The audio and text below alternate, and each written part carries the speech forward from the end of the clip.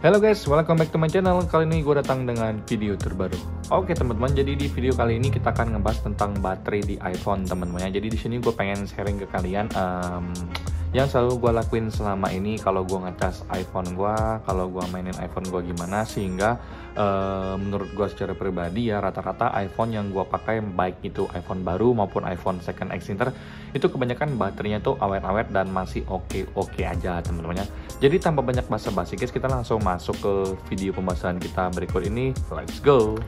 Oke guys, jadi setiap kalian pengen beli iPhone second teman-teman, atau pengen beli iPhone yang second Exter dari orang atau apapun itulah, jadi yang pertama kali pasti kalian tanyakan itu adalah sinyalnya aman nggak. Terus yang kedua adalah baterai health di angka berapa persen. Nah, jadi di sini gue pengen sharing murni dari pendapat dan perspektif gue secara pribadi teman-teman. Nah, jadi baterai health itu memang sebagai indikator kemampuan dari baterai kita ya. Jadi kita bisa tahu nih kapan saat yang tepat untuk mengganti baterai di device kita teman-teman ya. Nah, jadi bagi gue secara pribadi, yang pertama kali kalau misalkan gue pengen beli iPhone second, gue itu nggak langsung pilih baterai yang pH-nya itu 100% teman-teman ya. Gua itu lebih pilih untuk baterai yang di angka 80-an% ke atas. Jadi walaupun baterainya itu udah pernah diganti ya dari user sebelumnya, tapi seenggak-enggaknya dia udah menunjukkan kapasitas yang real teman-teman ya. Jadi contohnya di iPhone 11 Pro gua ini teman-teman. Jadi iPhone 11 Pro gua ini itu gua beli di Tarafon dan Pasar ya. Untuk tahun pembeliannya kalau nggak salah ini udah setahun setengah lebih.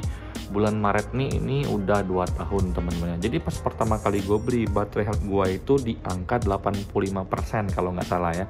83 sampai 85% rata-rata kayak gitu teman-teman dari yang gue ingat guys ya. Nah, jadi hampir 2 tahun pemakaian dari iPhone 11 Pro gue ini, baterai health gue tuh di angka 76%.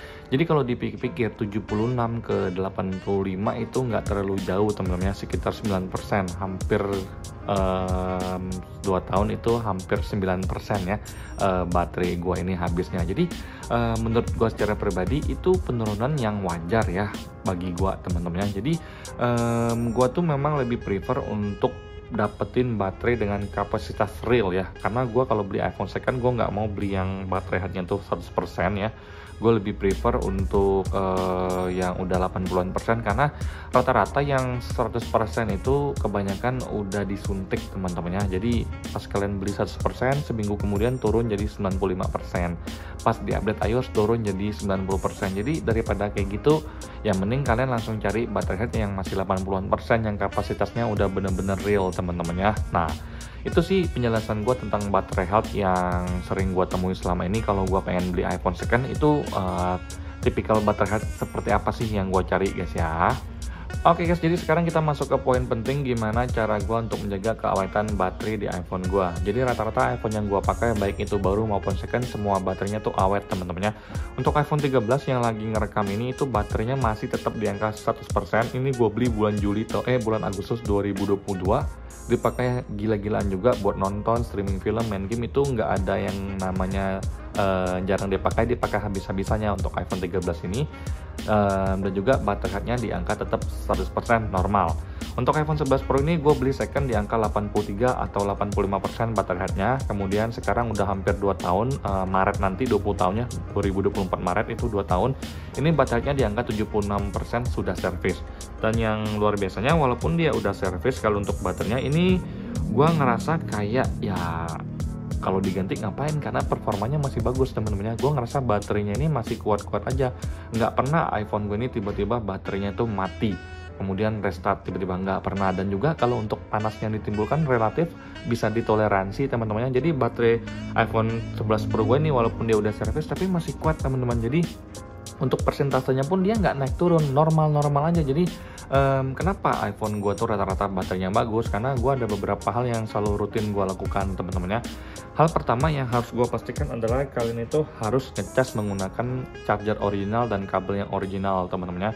Jadi ini kabel bawaan dari iPad gua. Jadi kalau misalkan kalian nggak punya kabel atau charger original, kalian bisa menggunakan Basios teman-temannya, atau Anker, atau brand yang memang original seperti Basios, Anker. Itu adalah salah satu rekomendasi dari gua.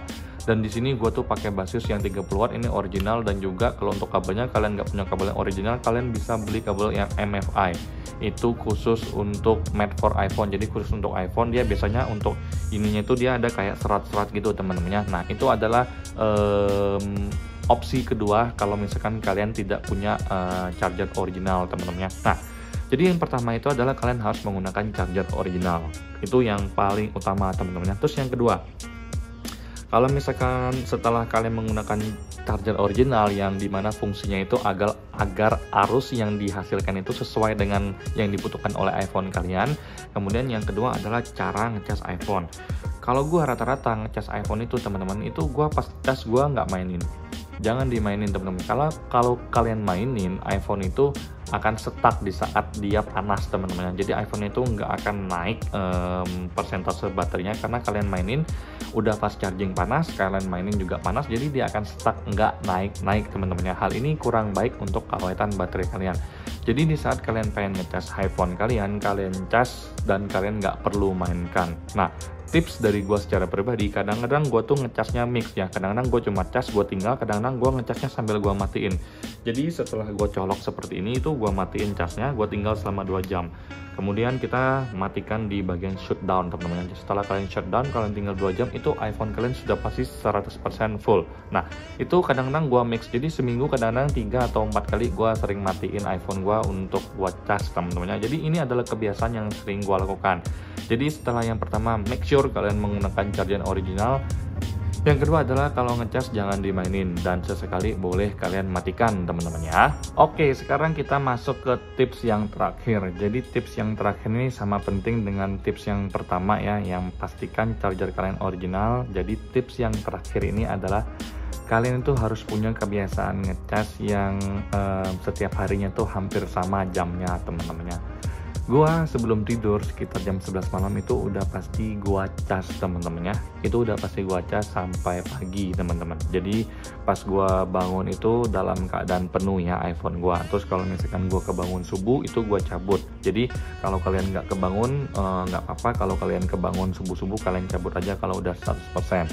Jadi kemudian pas pagi udah gua bawa kerja dari jam 8 pagi sampai gua pulang kerja itu gua cas sebentar temen-temen ya. Jadi misalkan gua sampai rumah jam 6 sore, itu jam 7-nya pasti gua cas selama 1 jam. Entah itu penuh atau enggak, gua nggak peduli karena itu buat gua mainkan temen-temen ya.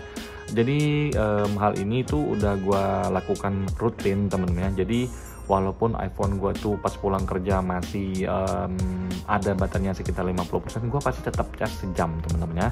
Terus kalau misalkan baterai gue tuh lebih rendah dari 50%, misalkan pulang kerja ini udah lowbat, ya gue tetap cas sejam aja.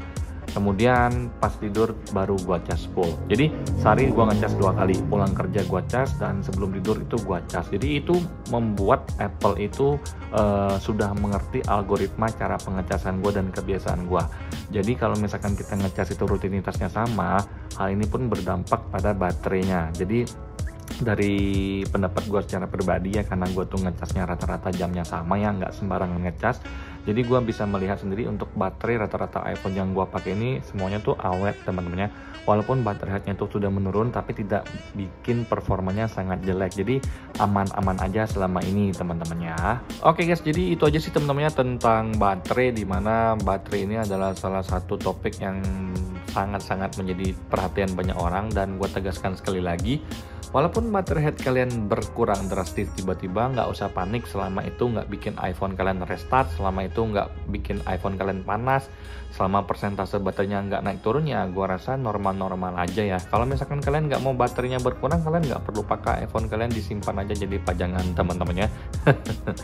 Jadi itu aja sih teman-temannya yang bisa gua share ke kalian dari pengalaman gua secara pribadi, rahasia kenapa iPhone gue itu rata-rata baterainya awet teman-temannya. Jadi ngecas iPhone tuh bagi gua secara pribadi nggak sembarangan, karena Apple sendiri itu sudah menyematkan algoritma khusus untuk membaca cara kita ngecas. Jadi ya apa salahnya gua manfaatkan teman-temannya.